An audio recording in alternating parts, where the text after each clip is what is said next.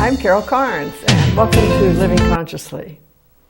You know, as a person who teaches modern New Thought spirituality, I write a daily blog, I do a Sunday lesson, I'm online all the time, and I counsel people. I'm always coming up with new ideas, and the way that happens is something inspires me. It could be a movie. It could be something I overhear in the supermarket. It can be a book. And that happened to me recently with just the title of a book. I was reading an article about something else, and the person mentioned a woman named M.C. Richards.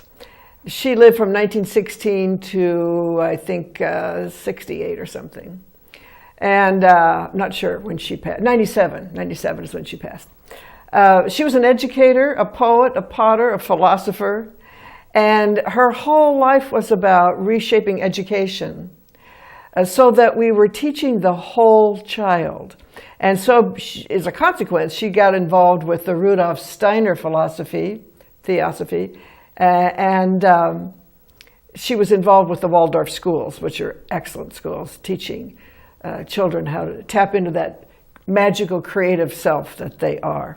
All right, so she wrote a lot of books, but the one that he mentioned in the article that just got me was the title alone, and I haven't read the book.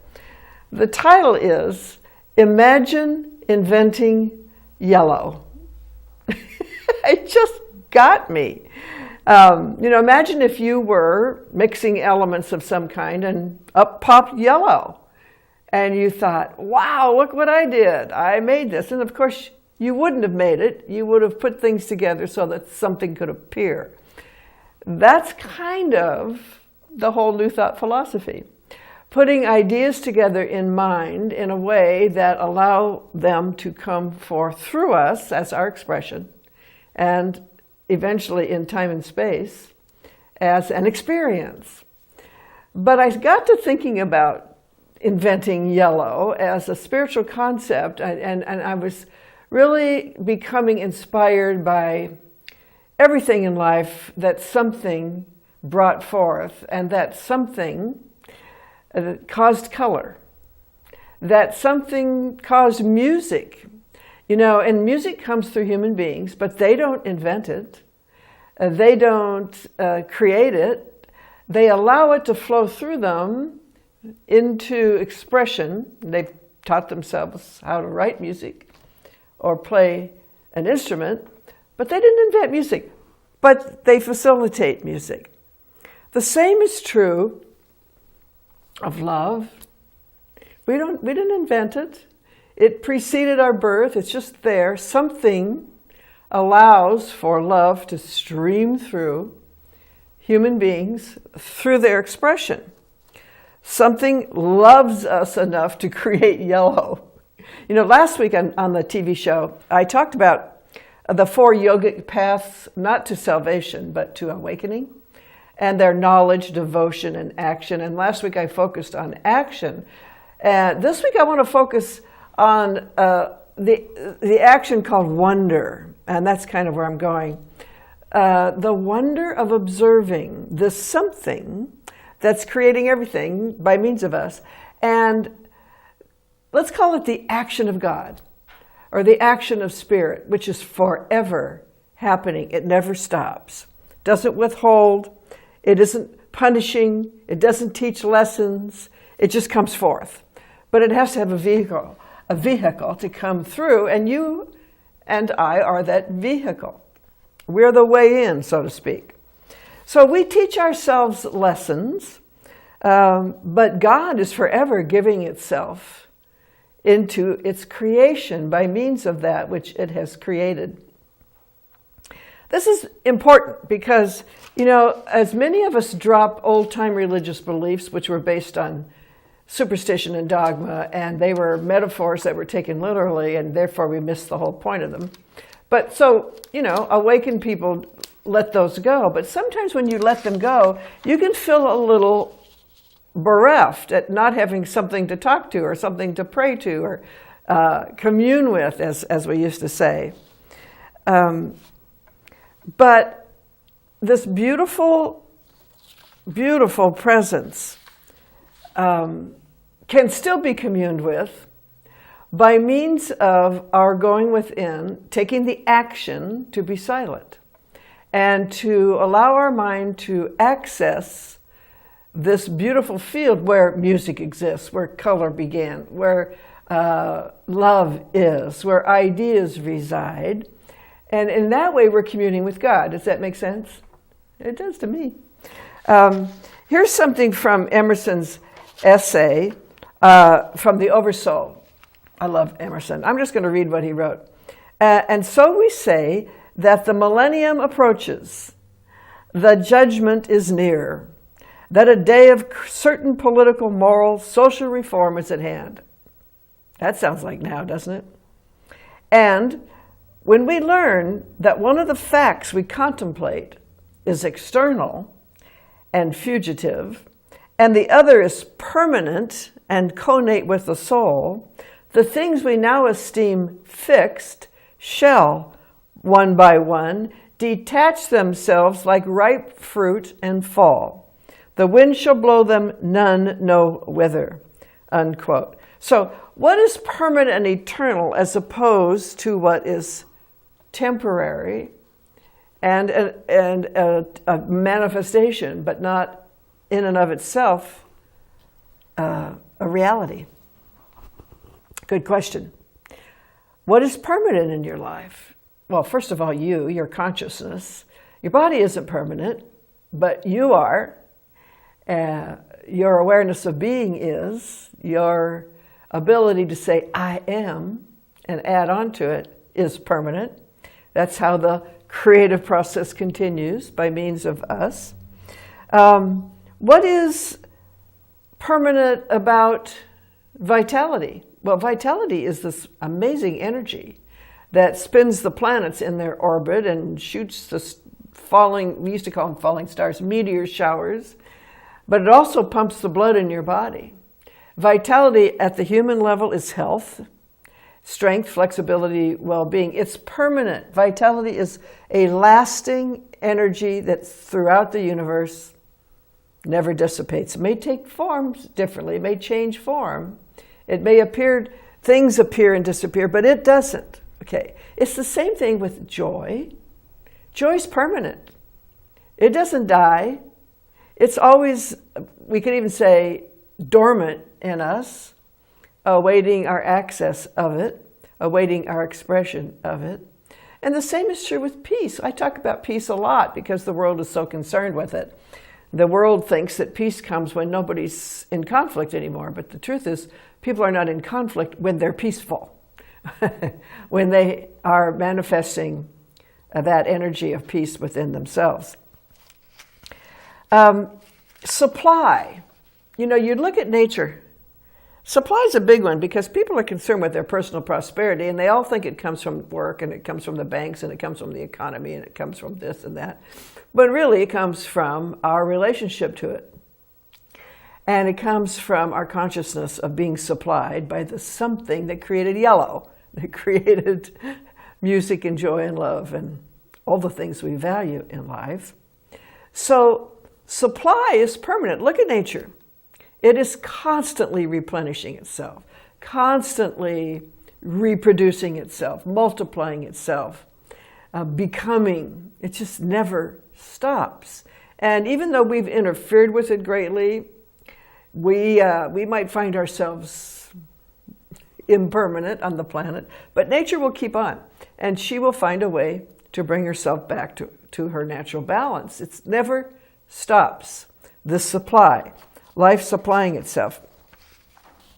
There's an old saying in New Thought spirituality. God makes everything out of itself by becoming the thing it makes.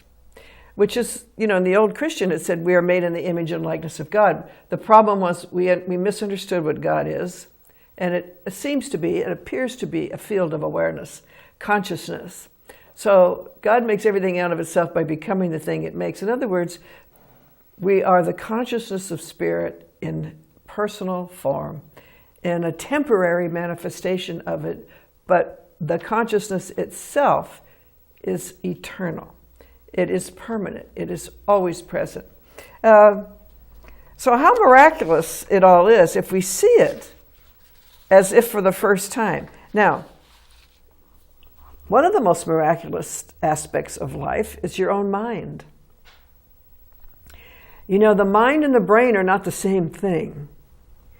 The brain is a vehicle through which the mind expresses itself. And the brain is amazing what it can do and what it does for us. Holds memories and feelings and ideas and stores things and gathers information and kicks them up when we need them, but it doesn't do it by itself. The mind put them there.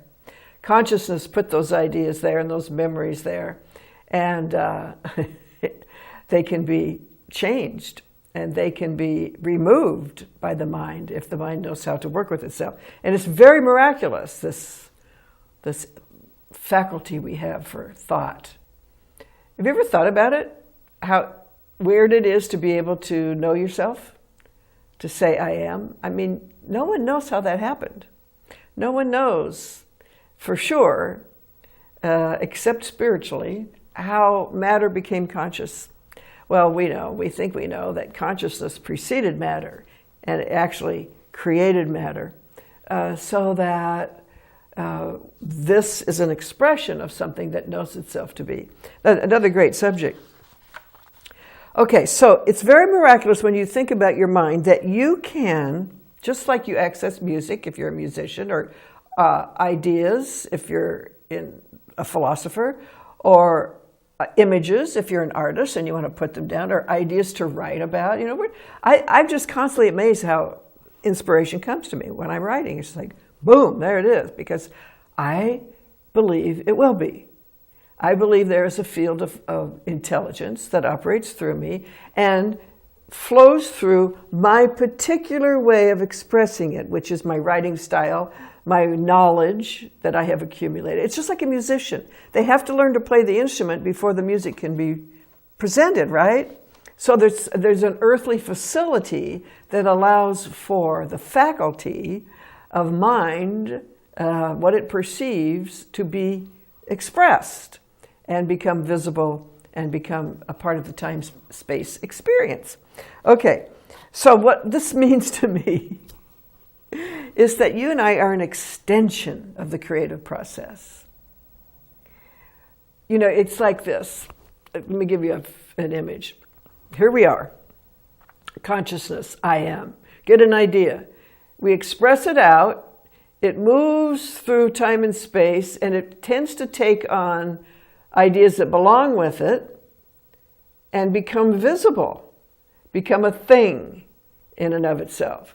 And then it comes back to us. So it's like we have an idea, it builds, and when it returns to us, as it were, it's bigger. So now the idea starts to evolve through us, and it goes, anything, take love. Love exists here. We extend it out. It touches lives, and it comes back to us more developed. It becomes a reflection, okay? So everything starts here, starts with mind, and we're an extension of that action of God. So I started to say at the top of this program that we're talking about how the activity of spirit, or the creative process, never stops. And it never stops for you. And I know there's times in our lives when we feel like nothing's moving, when we feel stuck. I've been there. I know what that's like. And what is it you need when you feel stuck? You need inspiration. So what inspires you? And that's why I talk so much about nature, because it can be very inspirational when you see the almost automatic mechanical processes going on that support life. It's pretty inspirational because you're not left out of that equation. It's, you know, Ernest Holmes, the founder of modern New Thought spirituality, said, life is for us and never against us. And it is constantly making things out of itself by means of us. Remember I said God makes everything out of itself by becoming the thing it makes? So do we. What does that mean? How do you become the thing you make? How do you become the thing you desire? By belief, by oneness with the idea, by letting the inspiration move you into action in the world. That's how it happens. It's this lovely process. We're going to talk more about this in the second part of this program. Right now, we're coming up on a break, and we want to thank our wonderful sponsors in advance for supporting this station and us. So take a listen and come back. We'll be here.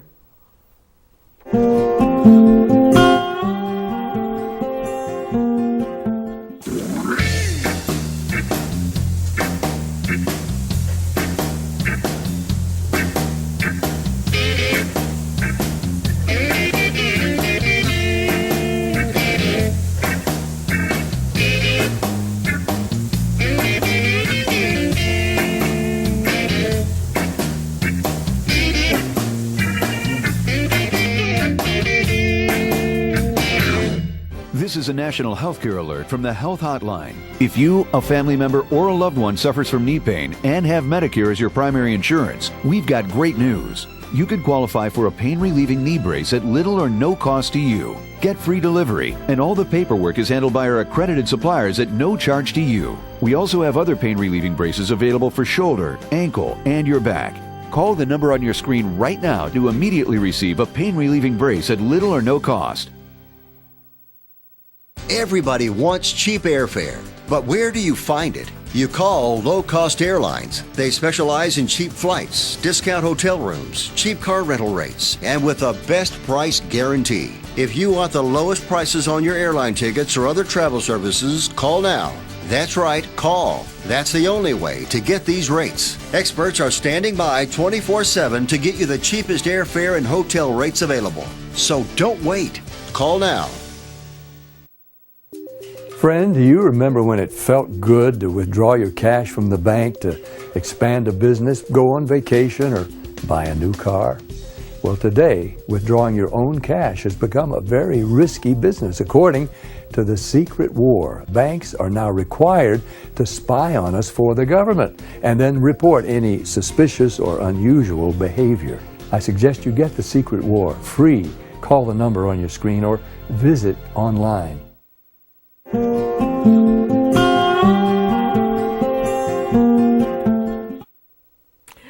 Hi again, I'm Carol Carnes, and we're back. And we've been talking this morning about what inspires us. And in my line of work, I am inspired by almost everything I see. And it can be a casual conversation I overhear, or a profound teaching I read in a book, or a movie. I've done whole talks about movies, because many of them have wonderful messages about how our lives are part of a larger life and how we can tap into the greater feel of us and heal things and make things better, change the world. Actually, we're attempting to do that right now.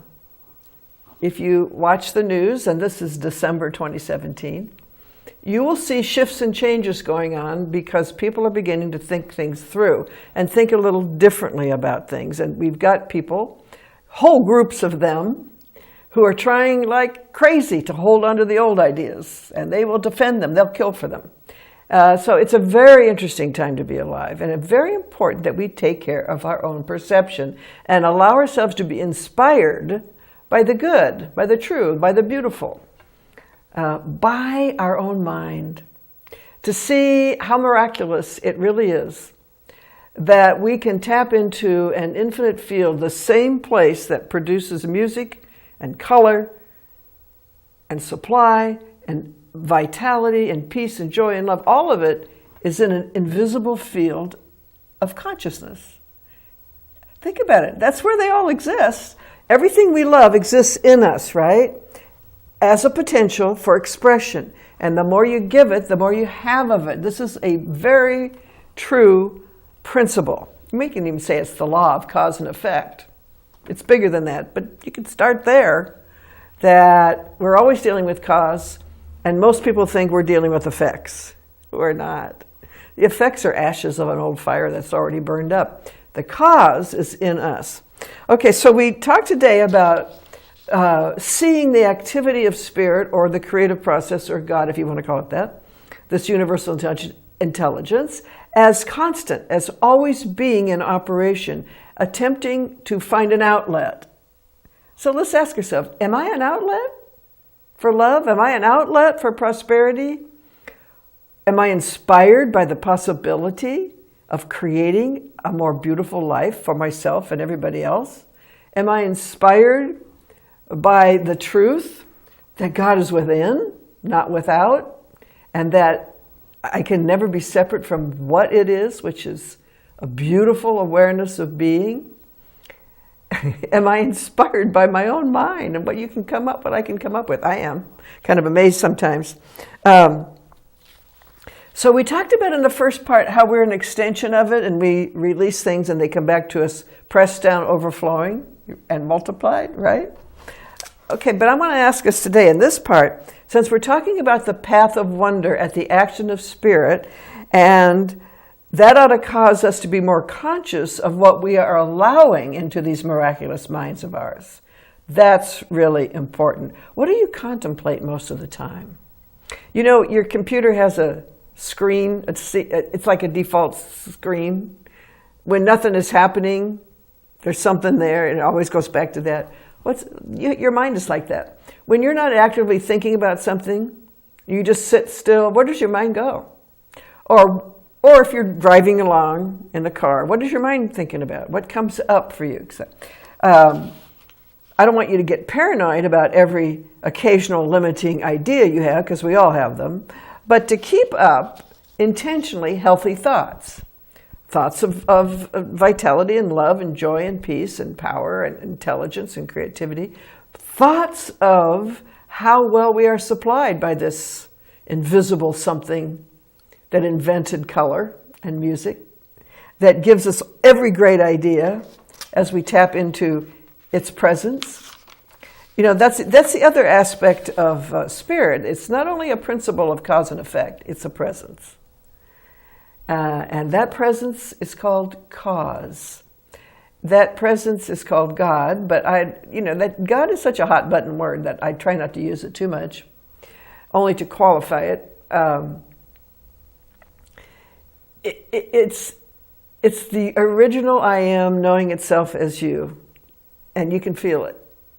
It's the greater self that when you have organized your mind to a place where you are untroubled, like a little child, just untroubled and present yourself, you'll feel it. There's something beautiful being each one of us. And we could pragmatically say, well, it's our potential. It's the quantum field of possibility. Yeah, all those. Science belongs with spirituality. They should ever be teased apart. They go together. And one's just a different language from the other, but they are looking at the same thing, the wholeness of being. Okay, so we want to think about what we're thinking about, to include healthy thoughts and expand them into humanity. You know, to expand your prayer, if you will, to include all people. Why? Why not? Spirit doesn't know any limitation. It doesn't know big or little. It only knows expression. So when we think loving thoughts about ourselves and the ones we love, let's also think loving thoughts about the whole world of humanity. And let's know something. We are trying to evolve. It is messy, it is clumsy, and we're kind of awkward at it. And we're, at the same time, that new ideas are coming in through science and through modern spirituality. The old religious ideas are fighting to stay put because lots of people haven't discovered that there's another way to see things. That their religion isn't wrong, it's just been languaged in a way that's very limiting. And so New Thought is just relanguaging it. It isn't something different. We like to say, this is exactly what Jesus was teaching and Buddha was teaching. They all were, but they were doing it at the style of the day with the level of knowledge they had about the universe, and I mean the people that listened to them, right? And so this is not something completely different. It is a reinterpretation of what is true. We've always known what's true. We just language it in a way that a lot of people didn't understand it that well. So, again, observing nature, wouldn't we make better and different choices if we actually believed that God, life, was constantly pouring out its blessings through us? It doesn't mean a blocked door. Does it need a shut door? Does it meet a shut door in us? Or is the door of our mind open to the infinite, that it might pour that blessing out through us, that we can take into action and do something with? It's a bit of a shock to realize we're not merely the observers of life, but also participants in creating life. It may feel like they are dictating to us, but they are us. And they are just ideas. And they will be turned by better ideas. So that's what this revolution is all about, this spiritual revolution. It's just getting some better ideas. It's not to trash anything or anybody or say you're wrong and I'm right. It's just let's all get some better ideas about the universe and let's let science help us out, because it's looking for the same thing that we are. All right, so the action we need to observe right now is the action of our own mind, and to know that the answers we seek about anything lie within us. That's where the big discovery is. That's where the great inspiration is when we realize that that which we are looking for, we are looking with, and we're looking at. And if you would like to expand your awareness of this teaching and make it more personal in your own life, come and see us on Sunday morning. It's a wonderful alternative to traditional Sunday morning services. I do a talk. We interact with your ideas and questions if you have them. We do a little meditation and we have coffee and treats. It's a wonderful way to start your week. And you can also get on, and that's in Mesilla at 10:30 at the Community Center. You can also get on our website, mvcsl.com or .org, and you can learn more. Also, my website is there, carolcarnes.com. I put my daily blog up there every day so you can access them. You get a sense of what this is, because it's hard to do in 1.5 hour. But there's a lot there. So, meantime, tell your friends that we're on YouTube, and I'll see you next time. Peace and blessings. Stay tuned in.